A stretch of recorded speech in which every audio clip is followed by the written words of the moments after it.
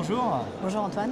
Vous êtes la directrice des affaires publiques de LafargeHolcim France, donc le géant du ciment, des granulats, du béton.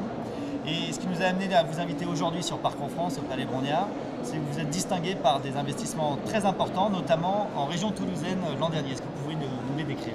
Effectivement, nous avons un investissement important sur l'usine de Martres-Tolosane qui se trouve au sud de Toulouse.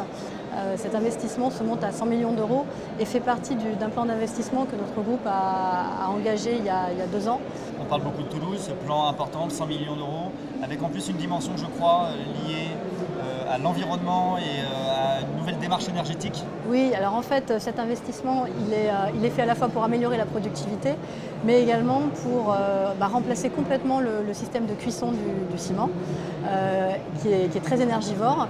Et on va notamment substituer des combustibles fossiles par des combustibles alternatifs, notamment des déchets. Il faut savoir que dans une cimenterie, les déchets sont brûlés à très très haute température.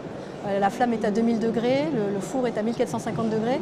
À cette température-là, le déchet est complètement détruit. Les métaux lourds qui pourraient être issus de l'incinération sont réincorporés et recyclés dans la matière première du ciment. Et pour faire tout ça, il faut un investissement important et c'est le cas de cet investissement-là. Ça, c'était le grand projet marquant à Martres, en région toulousaine, mais le groupe a des implantations partout en France et investit quasiment en permanence sur de nombreux sites. Tout à fait. Alors en fait, ce qu'on sait peu, en France, nous représentons 5000 collaborateurs et on est implanté sur 400 sites industriels et qui sont répartis un peu partout. On va avoir des grosses usines, telles que Martres par exemple, mais on va également trouver des carrières. Sur une carrière, vous avez entre 5 et 20 personnes qui travaillent. On va trouver aussi des petites installations, des centrales à béton, entre 1 et 5 personnes. Tout ce dispositif, il a besoin d'être maintenu, entretenu, rénové. On a certaines usines qui ont 100 ans, donc elles ont été rénovées plusieurs fois.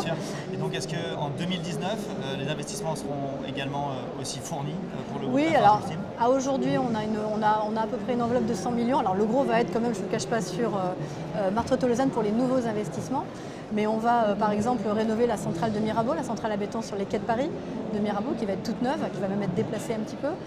On va également changer dans certaines installations. On va avoir des impacts sur la qualité de l'air. Là, on fait pas mal de travaux pour limiter les poussières, là où il y en avait.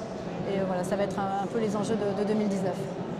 Sylvie Combe, merci beaucoup pour votre présence et pour votre investissement dans les territoires. Merci.